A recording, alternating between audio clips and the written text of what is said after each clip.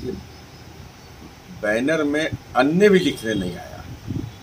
जब अन्य ही नहीं लिखने आया तो सत्ता का अन्य मिलने वाला है। अब ये तो नरेंद्र मोदी जी को चैलेंज कर दिया सब। वो कहते हैं कि लोकल होता है वोकल।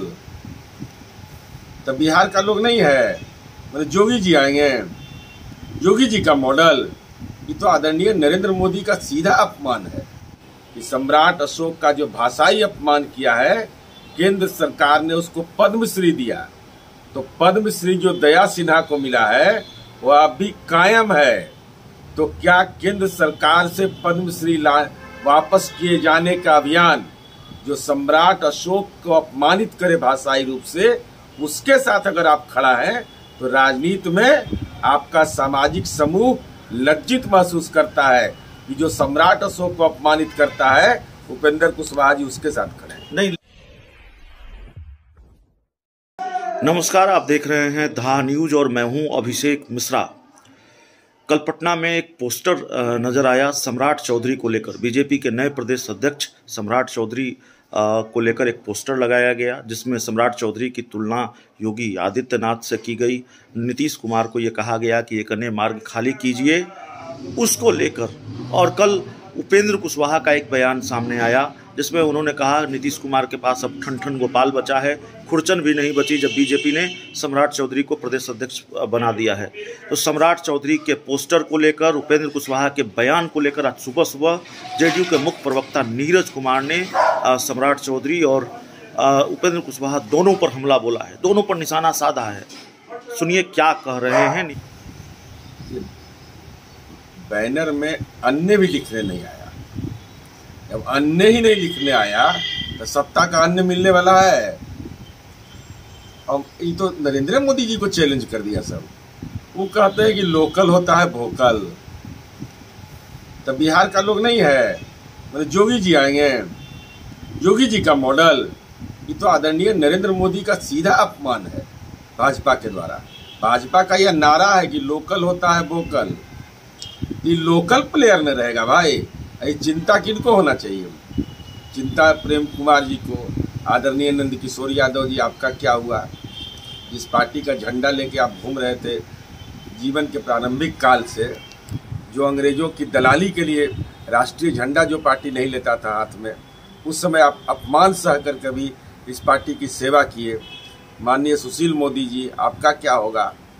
तो हम समझते हैं कि जब अन्य ही लिखने नहीं आया, वो पोस्टर में अन्य गलत लिख दिया है, हम देखे हैं। तो जिसको अन्य ही लिखने नहीं आया उसको सत्ता का अन्य मिलने वाला है। सम्राट चौधरी ने यह भी कहा जब दिल्ली से पटना लौटे, उन्होंने कहा नीतीश कुमार के लिए हम आश्रम बनवा देंगे। क्या चीज का? नीतीश कुमार बीएड कॉलेज नहीं चलाते हैं, नर्सिंग कॉलेज। नीतीश कुमार का जनता आश्रम है।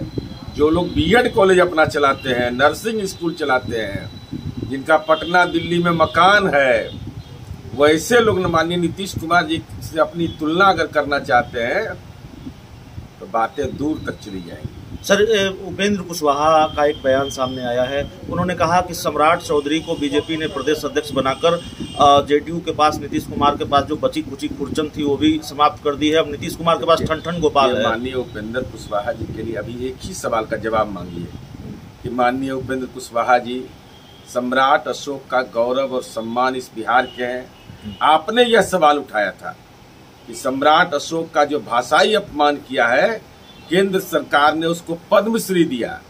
तो पद्मश्री जो दया सिन्हा को मिला है वो अब भी कायम है।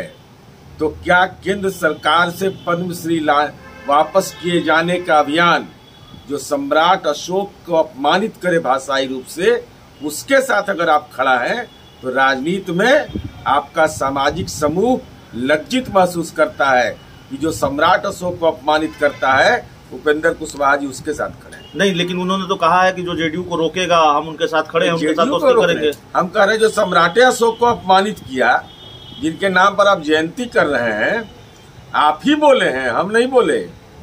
आप ही बोले थे कि पद्मश्री उसको दे दिया जिसने दंगाई कहा, क्रूर कहा, सम्राट अशोक को अपमानित किया भाषाई रूप से।